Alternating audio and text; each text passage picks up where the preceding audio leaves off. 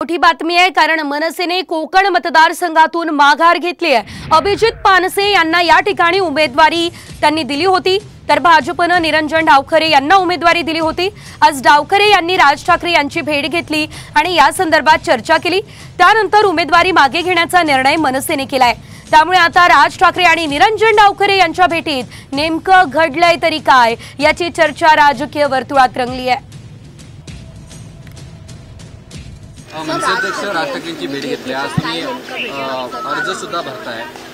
मी आज राजसाहेबांची भेट घेतली, त्यांचा आशीर्वाद घेतलाय आणि आज आपल्याला माहिती आहे शेवटचा दिवस आहे अर्ज भरायचा। आज अर्ज भरतोय। मी आज फॉर्म भरायला जाणार होतो, तर पदवीधरमधून महाराष्ट्र नवनिर्माण सेनेने आज फॉर्म भरायचा नाही, माननीय देवेंद्र फडणवीसजी यांनी केलेल्या विनंतीला सन्माननीय साहेबांनी मान दिलेला आहे आणि आम्ही त्यामुळे फॉर्म भरायला गेलो नाहीये। मला आदेश आला आणि पक्षासाठी आम्ही निष्ठावंत राजसैनिक